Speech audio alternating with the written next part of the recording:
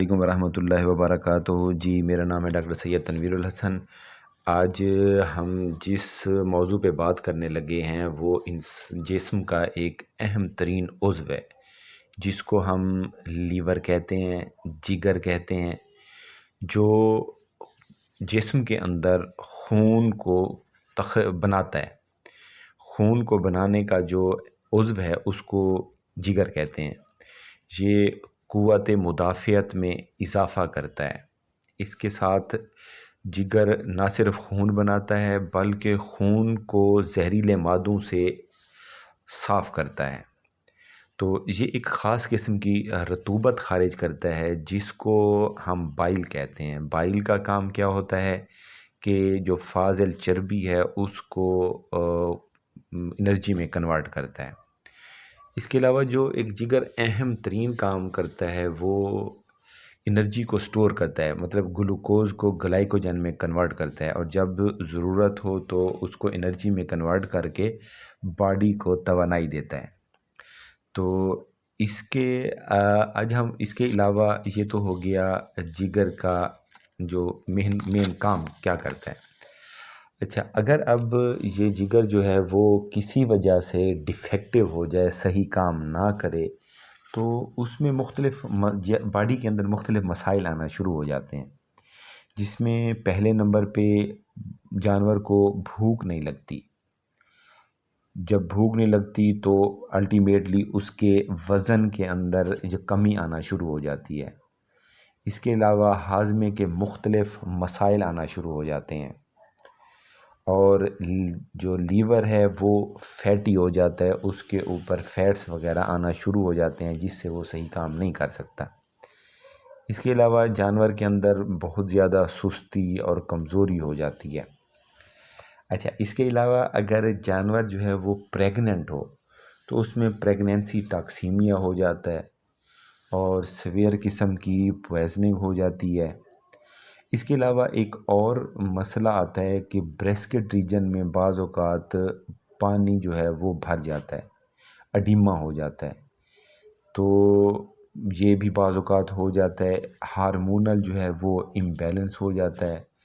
अगर खुदा ना खास्ता इस पे जो फ्लूक हैं वो एक्ट कर दें तो इसमें जो है वो लीवर फ्लूक इन्फेस्टेशन हो जाती है। तो ये मुख्तलिफ़ किस्म के जो मसाइल होते हैं ये आना शुरू हो जाते हैं। अब अगर खुदा ना खास्ता ये वाले मसाइल आना शुरू हो जाएं तो उसका फिर हम ट्रीटमेंट करते हैं।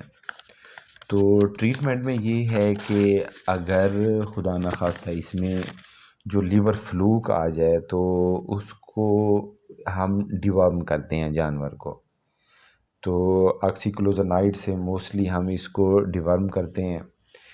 तो इसके अलावा कुछ ओरली भी आती हैं, हम सिरप्स वगैरह देते हैं, और कुछ इंजेक्टिबल्स देते हैं। अब ओरली में हम इसमें आप ये देखें, ओरली मुख्तलिफ़ किस्म के जो हैं वो प्रोडक्ट हैं वो हम इसको देते हैं। तो ये 100 ml जो है वो हम इसको ओरली दे देते हैं पर लार्ज एनिमल के हिसाब से ना। तो उससे क्या होता है कि मसाइल जो हैं वो हल होना शुरू हो जाते हैं। बाज़ औक़ात ऐसा होता है कि जब भूख ना लग रही हो सही तरीके से, तो जब हम इसको ओरली देते हैं तो भूख लगना शुरू हो जाती है। हाज़मे के मसाइल जो होते हैं वो उसमें ख़ास कमी आना शुरू हो जाती है। तो ये वाले अच्छा, जंडस में अगर हो जाए, जंडस हो जाए तो इसमें जानवर को डायरिया भी हो जाता है। तो ये मतलब मुख्तलिफ़ किस्म के जो मसाइल हैं तो वो इनसे हम बच सकते हैं। ओरली बाज़ औक़ात ये लीवोहाक्स वगैरह है ये हम देते हैं, और ये मुख्तलिफ़ किस्म की जो प्रोडक्ट्स वगैरह हैं ये आप देख रहे हैं स्क्रीन के ऊपर, ये हम ओरली इसको देते हैं। इसके अलावा ऐसा होता है कि जब हम ओरली नहीं देते तो इसमें आ जाता है कुछ हम पेरेंटल रूट के ज़रिए देते हैं, जिसमें इंजेक्टिबल्स आते हैं। ये आप मुख्तलिफ़ किस्म के जो हैं वो इंजेक्टिबल्स आप देख रहे हैं स्क्रीन के ऊपर। तो इसमें ये देखें, हैपागन है, हैपागार्ड है, हैपासेल है, हैपावान है। तो इन सारों में बेसिकली जो होता है उसमें 2 मिथाइल 2 फिनाक्सी प्रोपायोनिक एसिड होता है इन सारों में। मतलब ये सारे सेम ही होते हैं, बस कंपनी का फ़र्क है। तो इसका जो रूट है वो डिफरेंट है। हम इसको IM भी दे सकते हैं और IV भी दे सकते हैं। जब हमें IV देना हो तो कोशिश करें कि इसको हम स्लो इंट्रावीनस दें। तो अब ये जो आपको मैंने बताया 2-मिथाइल 2 फिनाक्सी प्रोपायोनिक एसिड जो है, ये इसका एक रिसेप्टर होता है जिसको PPAR रिसेप्टर कहते हैं, जिसको बेसिकली पेरोक्सिसोम पॉलीपायरेटर एक्टिवेटेड रिसेप्टर कहते हैं। ये डायरेक्टली बाइंड करता है DNA के साथ और फैट मेटाबॉलिज्म को रेगुलेट करता है। तो इसका ये काम होता है।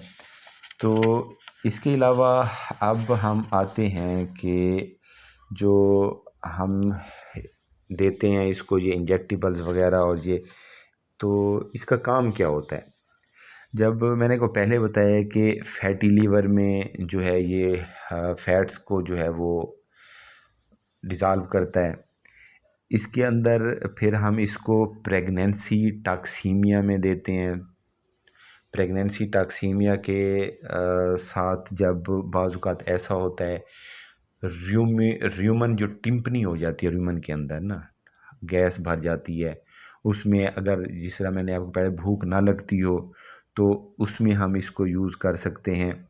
तो मोस्टली हम इंजेक्टेबल्स को यूज़ करते हैं। अगर लीवर फ्लूक का केस आ जाए उसमें भी हम यूज़ करते हैं, और मोस्टली हम इसको डाइजेशन को इंक्रीज़ करने में वो इस्तेमाल करते हैं।